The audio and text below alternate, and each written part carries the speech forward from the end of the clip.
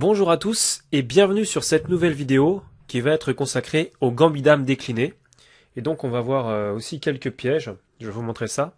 Donc là je vais déjà faire un récapitulatif global des variantes et ensuite on va rentrer un petit peu plus dans le sujet. Donc D4, D5. Alors j'arrête le module, D4, D5. C4.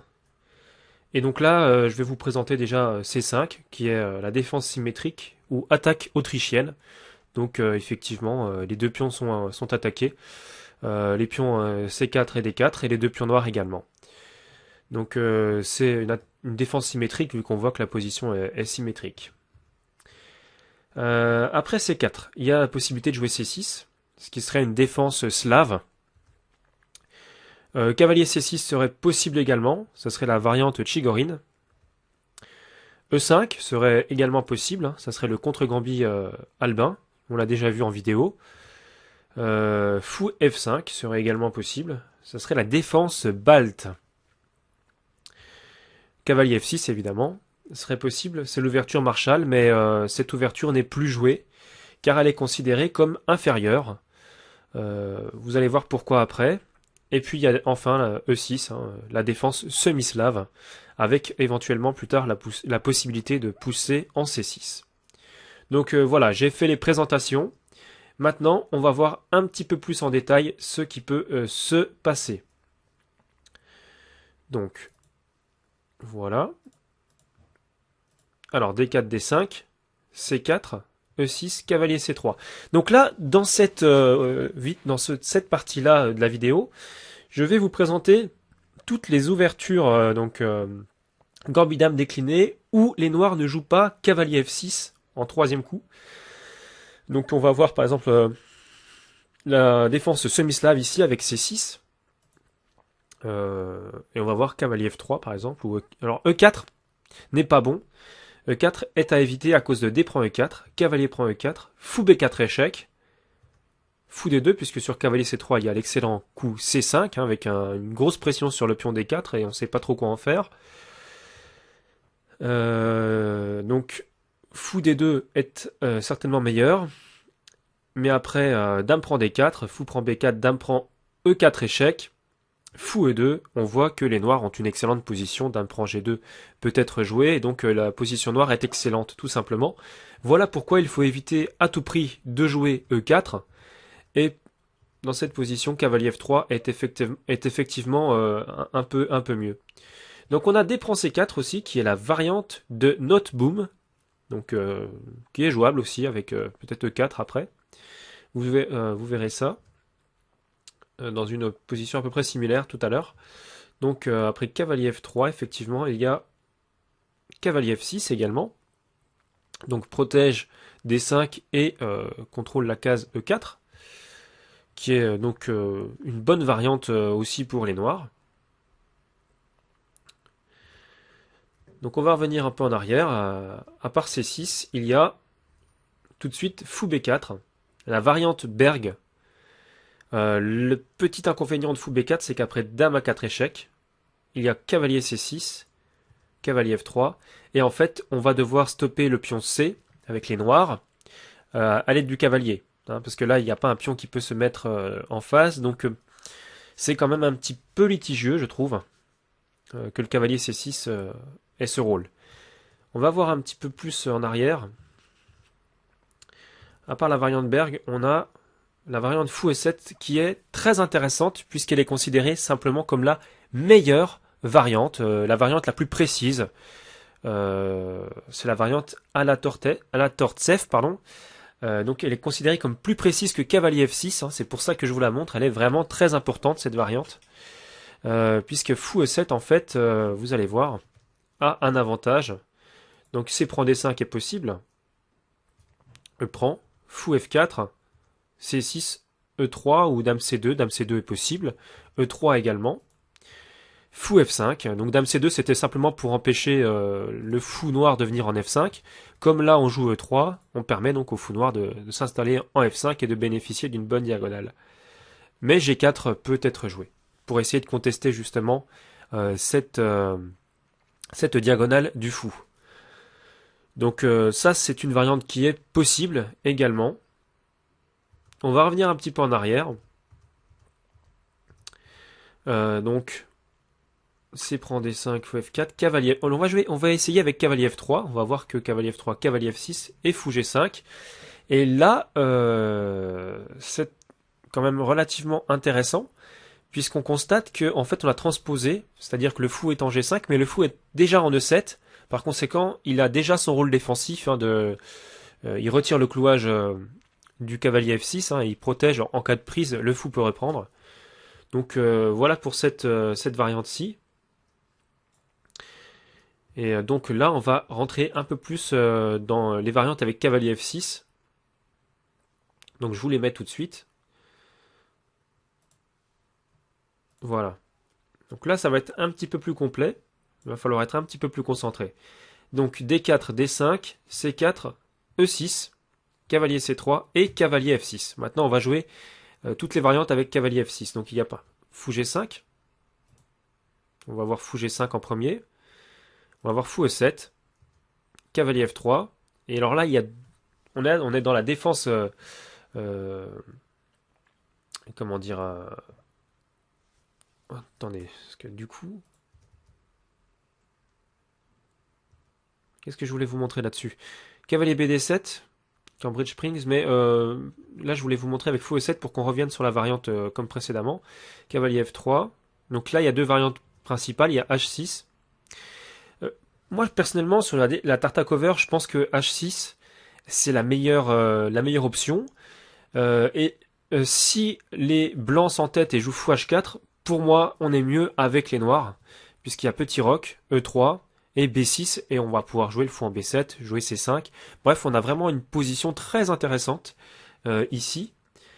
On a beaucoup de jeux, et donc je pense que l'anti-Tartakover est finalement la meilleure option, avec par exemple sur H6, fou prend F6, tout simplement. Oh, chiant ce truc. Oui, je dois toujours arrêter le module. Donc fou prend F6, effectivement. Allez, fou prend F6. Dame B3.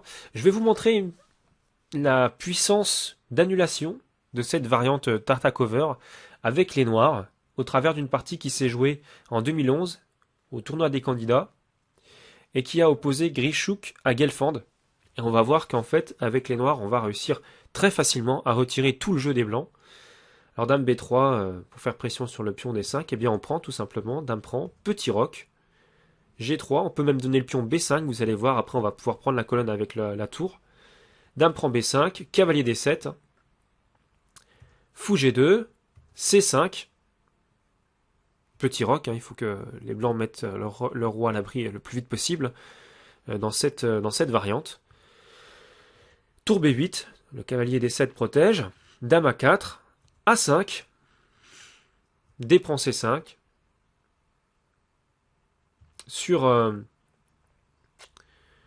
D prend C5, il y a cavalier prend C5, mais là de toute façon la position est incroyablement égale, et la nulle est conclue ici, hein. Car les blancs ne peuvent simplement pas jouer de façon active, vous allez voir qu'ils n'auront aucune possibilité d'activer leur pièce, on ne va pas leur laisser la possibilité.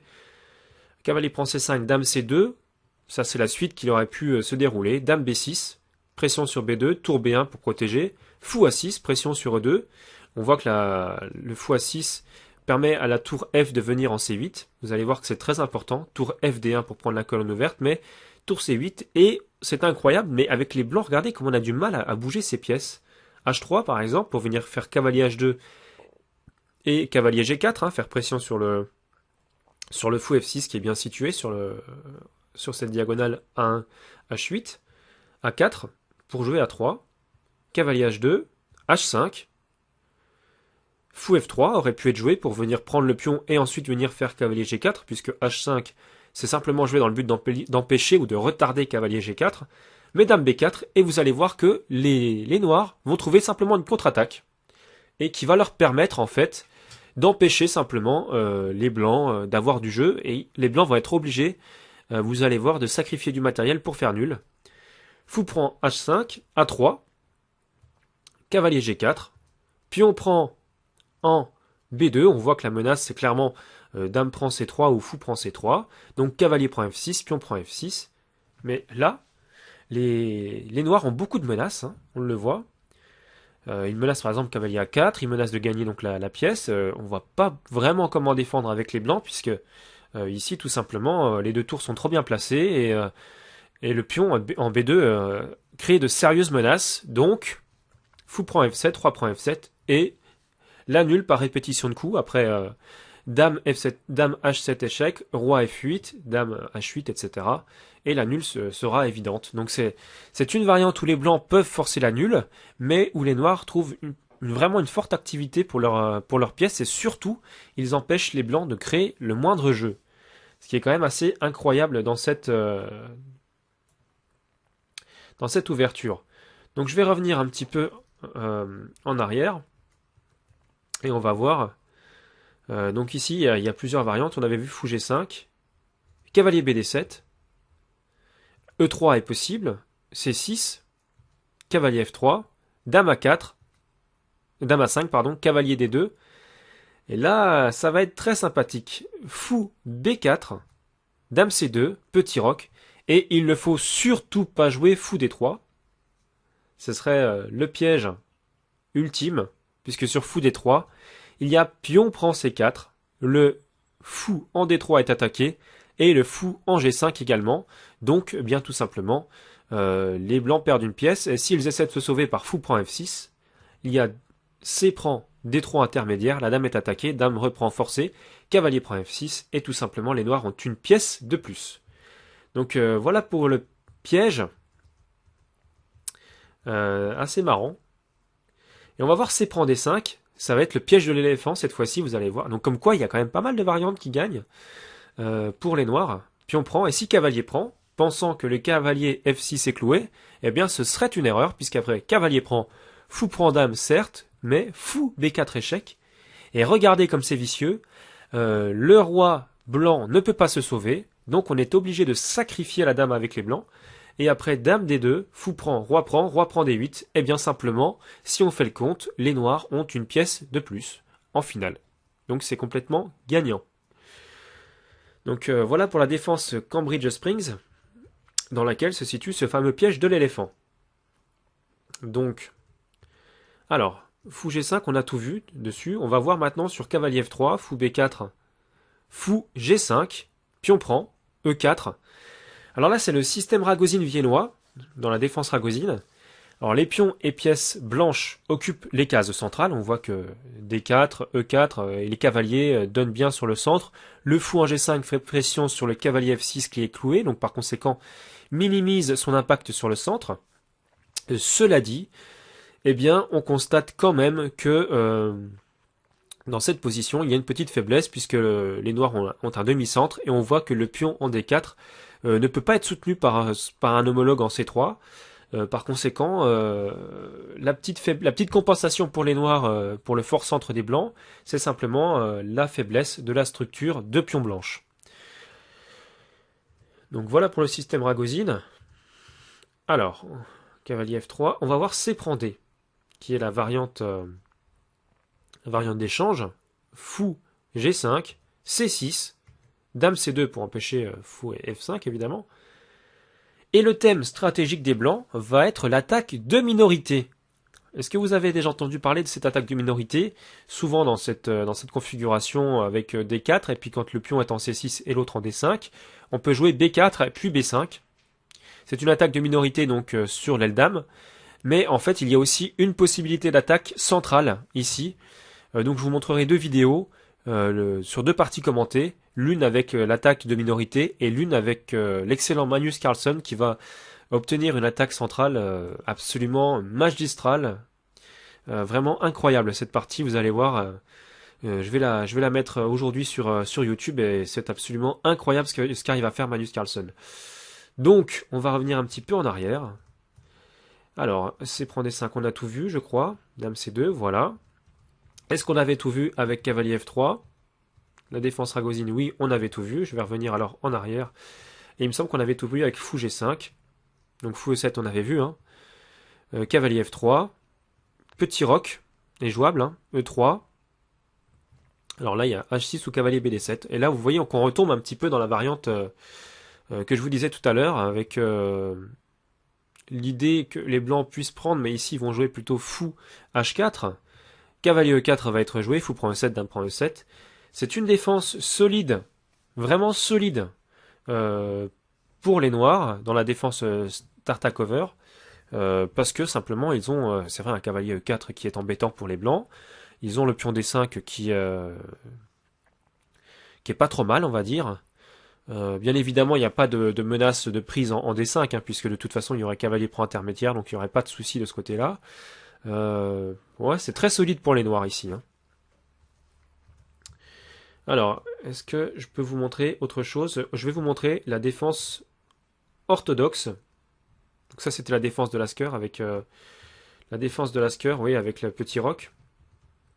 Donc là, cette fois-ci, on va rentrer dans la défense orthodoxe, avec tour C1, prendre la colonne semi-ouverte, hein, C6, fou D3 ou dame C2, donc fou D3 je vous l'avais déjà montré je pense, fou prend, cavalier D5, je veux dire dame C2 je vous l'avais déjà montré, il me semble, ou c'était peut-être pas exactement dans cette variante là, mais bon bref c'est les mêmes idées, fou prend C4, cavalier D5, fou prend E7, dame prend E7, petit roc, cavalier prend C3, tour prend C3, E5, pression donc au centre, hein, D prend E5, cavalier prend E5, cavalier prend E5, dame prend E5, F4 et dame E7.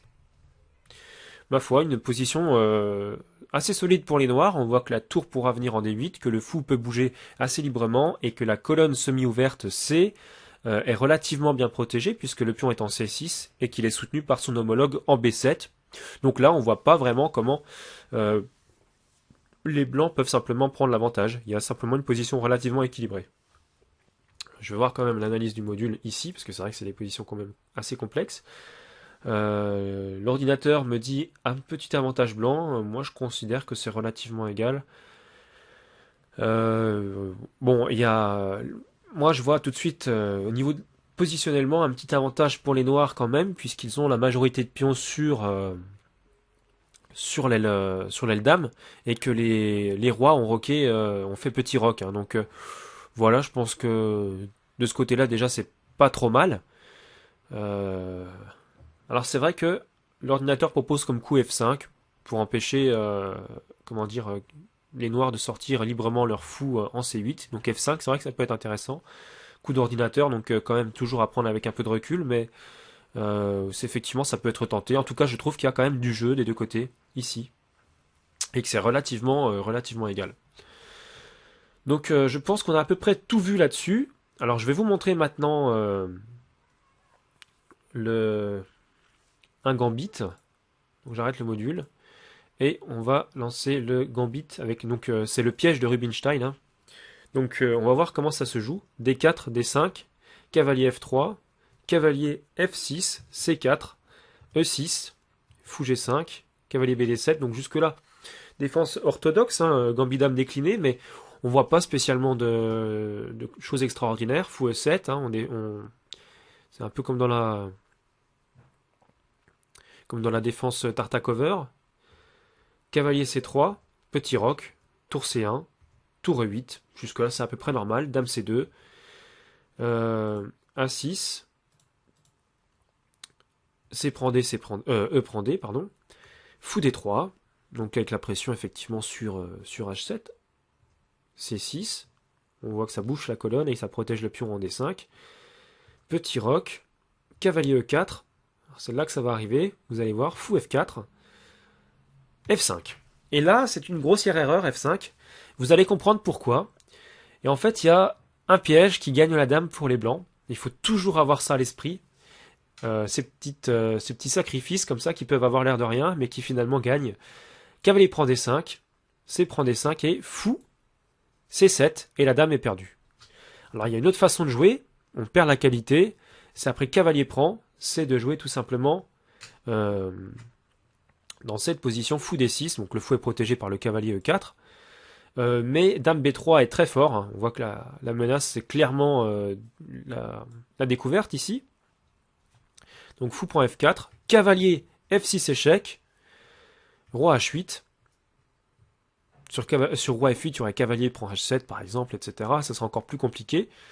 Donc roi H8, cavalier prend E8, on gagne la qualité. Fou prend H2, récupère le pion. Cavalier prend H2, dame prend E8, cavalier F3, et on remarque, bon certes que qu'une qualité d'avance, donc c'est pas énorme, mais en fait on est gagnant parce que la position des pièces blanches est simplement excellente. On a le bon fou en D3. Alors certes le cavalier en D7 pourra venir probablement en F6, soutenir son homologue en E4, mais on peut voir aussi que le cavalier en F3 bénéficie d'un avant-poste en E5, donc l'un dans l'autre ça se vaut. Donc vraiment il n'y a pas de compensation pour la qualité de plus, au contraire je trouve que les blancs ont même une position qui est même meilleure, malgré la qualité, je veux dire, mise à part. Les blancs ont quand même une meilleure position, puisqu'on voit par exemple que sur cavalier F6, cavalier E5 va menacer peut-être un coup comme cavalier F7 échec. Bref, c'est vraiment très intéressant. Je vous montre ça tout de suite, mais alors, c'est juste pour vous montrer une variante avec la menace cavalier échec.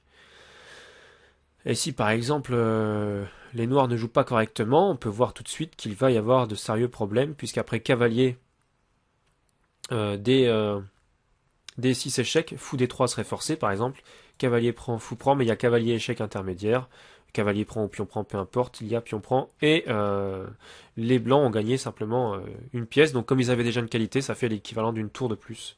Donc voilà, c'est toutes des variantes comme ça, mais quoi qu'il en soit, effectivement, les blancs sont quand même bien mieux ici dans cette position, même si c'est vrai que B5 est un coup complètement ridicule, mais les blancs ont vraiment l'avantage ici, voilà. Donc voilà pour le piège de Rubinstein. Je pense qu'on a fait le tour des variantes que je voulais vous montrer. Je vous ai montré le principal parce que la vidéo fait déjà 21 minutes et ça fait déjà long. Donc je ne vais pas vous noyer dans des variantes qui serviraient à rien ou seulement à quelques joueurs peut-être et encore... j'en suis pas certain. Je préfère faire des vidéos plus coupées, moins longues et dans lesquelles ça soit plus facile de retenir les variantes et les idées principales. Donc là voilà, je pense qu'on a déjà vu pas mal de variantes. Je vous ai exposé à peu près ce qui était le mieux ou le moins bien. Quand je vous dis rien, c'est que c'est à peu près équilibré. Donc après, c'est comme je vous le dis, à vos convenances. Hein. Si les positions vous plaisent, vous pouvez les tenter. Donc voilà. On a commencé à faire un bon petit récapitulatif du gambit dame décliné. On a vu les deux pièges principaux. Je vais refaire des vidéos sur chacun des pièges séparément pour que ça soit bien clair et puis que tout le monde ne soit pas obligé de voir toute la vidéo pour voir simplement ces pièges-là. Quoi qu'il en soit, c'est vrai que c'est toujours intéressant d'avoir toutes ces idées-là sur les ouvertures pour éviter simplement de tomber dans les pièges quand on le joue avec, en l'occurrence, avec les pièces noires ou simplement pour pouvoir justement planter ce piège-là quand on a les pièces blanches. Donc voilà, c'est toujours intéressant de savoir comment dire, euh, les positions clés d'attaque, hein, les thèmes vraiment d'attaque dans chaque ouverture. Donc là, voilà, je pense que l'exposé est assez clair. On a eu déjà plus de 20 minutes de vidéo là-dessus. Donc après, je ferai aussi une vidéo sur le gambit dame accepté cette fois-ci avec le fameux piège, vous allez voir, avec dame F3 qui va menacer la tour en A8. Enfin bref, je vous montrerai ça dans la prochaine vidéo. Donc voilà, j'espère que cette vidéo vous a plu. Si vous avez des commentaires à me laisser, si j'ai oublié des choses ou quoi que ce soit, n'hésitez pas donc à me les laisser sous la vidéo directement en commentaire ou à me contacter via la messagerie YouTube. Quant à moi, je vous souhaite de rapides progrès et je vous dis à très bientôt pour de prochaines vidéos.